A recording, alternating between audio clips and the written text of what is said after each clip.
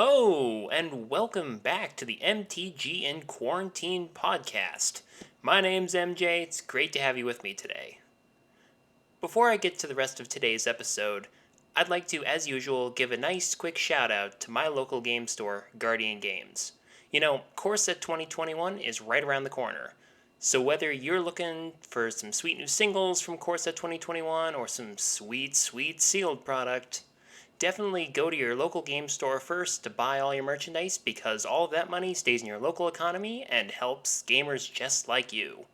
You can find Guardian Games at ggportland.com. On today's episode, I'm going to be trying something completely different that I'm calling the Triple Threat Challenge. Now, you might be asking yourself, hey, MJ, what exactly is the Triple Threat Challenge? Well, I'm glad you asked. The Triple Threat Challenge stems from something that I found very interesting on the MTG Twitter over the last couple of weeks, say about a month ago, and it was an interesting challenge trying to get people to look at 3 random cards using the random card feature on the Scryfall website, scryfall.com, and trying to build a cohesive deck around those 3 cards in whatever wacky fashion you could figure out. So I wanted to try that on for myself, and I've definitely wanted to try to do that, not only because I just really enjoy working with funky decks and funky cards that weren't necessarily meant to work together, but also because I'm sure it'll lead to a whole lot of really funny, hijinky type decks that are just fun to play. So definitely sit back, relax, and enjoy this really janky deck that I built using Scryfall. Before I begin, I want to explain a couple of the ground rules that I set for myself for the Triple Threat Challenge. The first rule was that if I did get any sort of really random cards that had absolutely no synergy with the other cards whatsoever, that I just could not find a way to be able to use it, I ditched that card and I used the random card generator to generate a new card that hopefully would work better with the other 2. The second ground rule was to remove lands. While doing the work for this episode, the random card generator spat out a basic forest, for instance, and while green is one of the colors in the deck that I'll be presenting to you today, it just really wouldn't work because it doesn't bring anything to the deck on its own.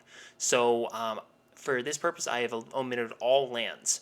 And a third thing is I'm trying to keep these decks to only 1, 2, or 3 colors each. Once you go past 3 colors, it starts becoming a little bit difficult to be able to determine a really good direction for the deck to go in, so I wanted to keep things simple. So the deck you're about to see consisted of 2 colors, and I made sure to omit another card that came in the 3rd slot that I didn't really feel fit in the deck and would have pushed me into 3 or 4 colors, which I didn't want to do. So I wanted to keep this simple, and that's just the way it ended up being.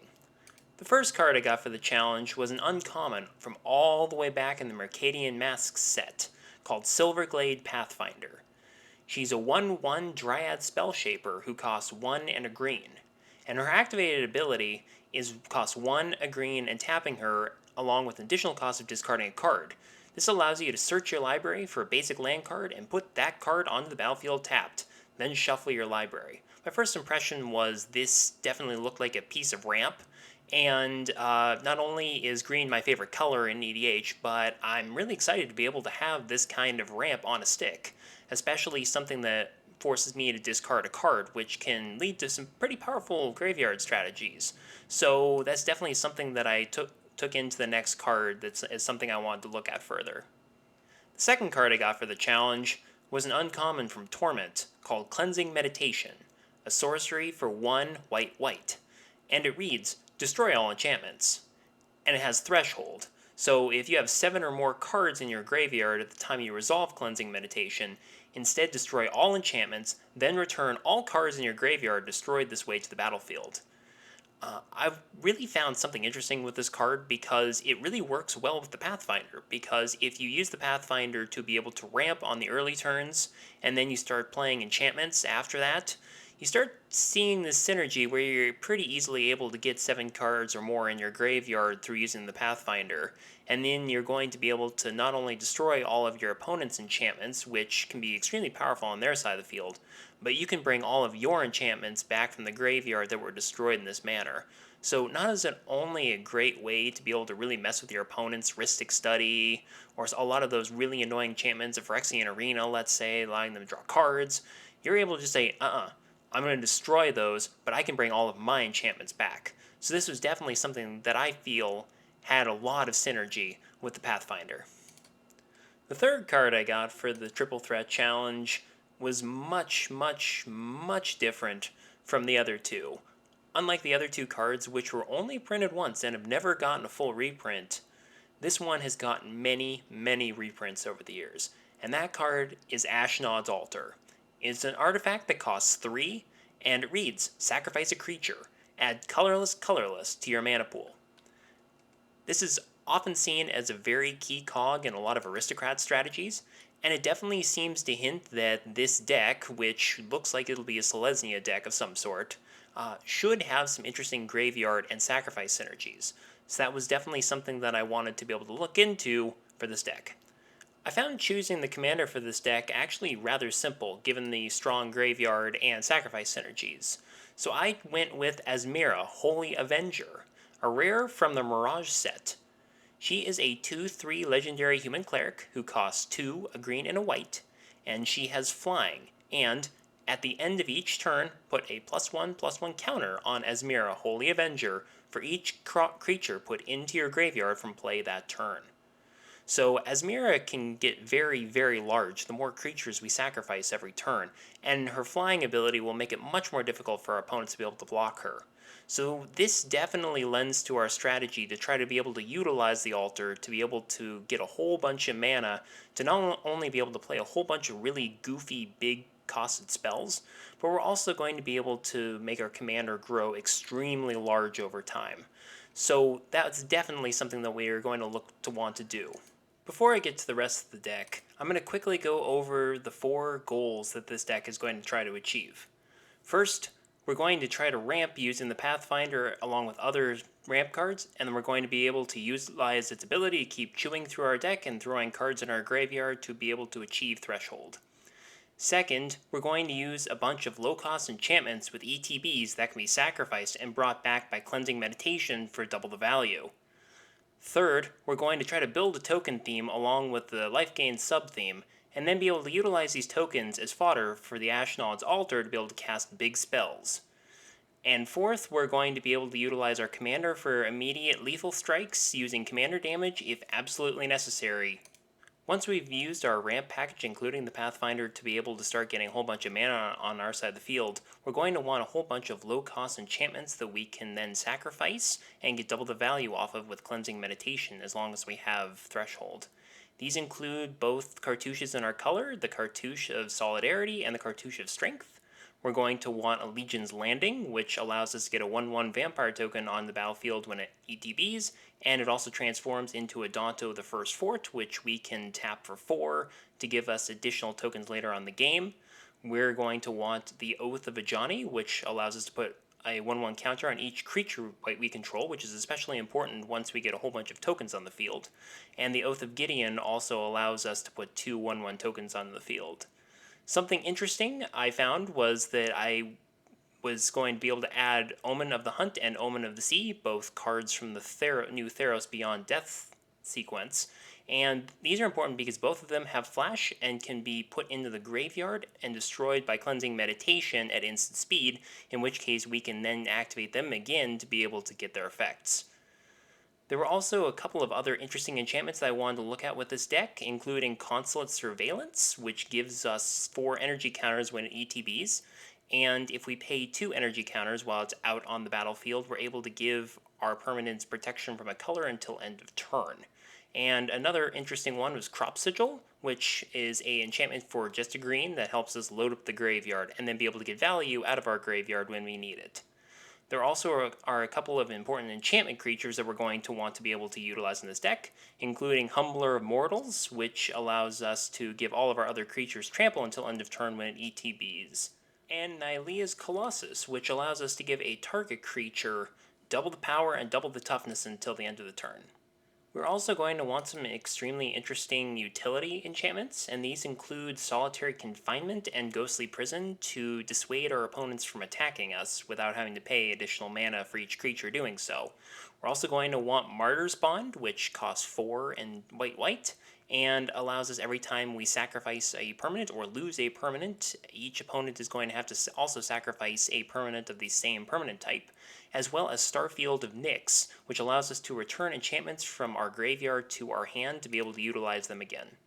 But we're not only going to win by utilizing enchantments, we're also going to need a whole bunch of tokens and some creatures that are going to be able to give us life each time we have a creature enter the battlefield.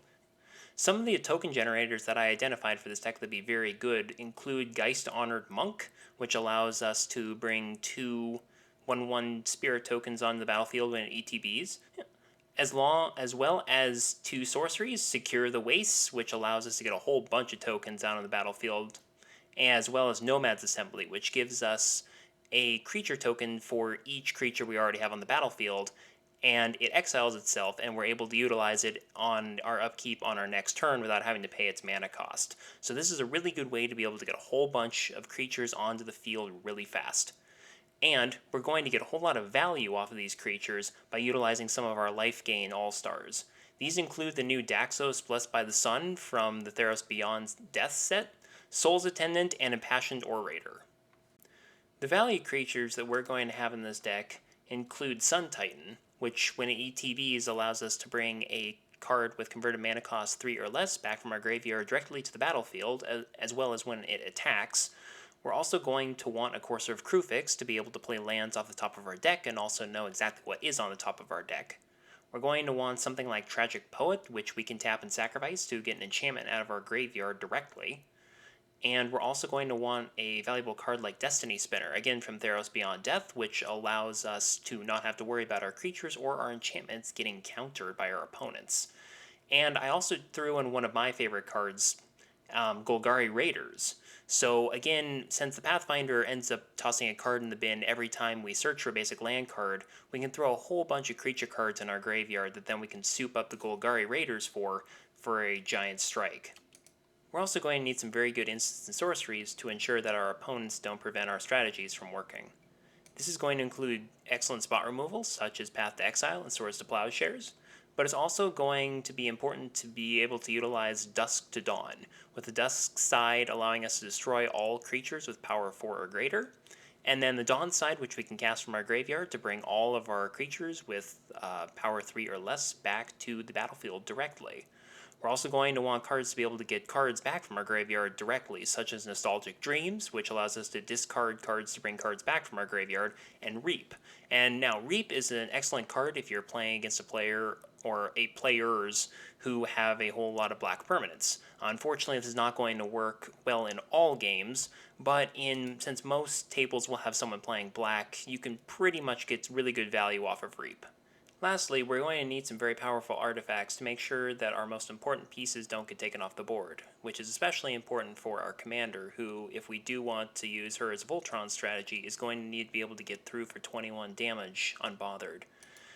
These artifacts are going to include the usual Swiftfoot Boots to provide her Hexproof, Lightning Greaves, which will give her Haste and Shroud, which is not as nice as the boots, obviously, but is still pretty damn good.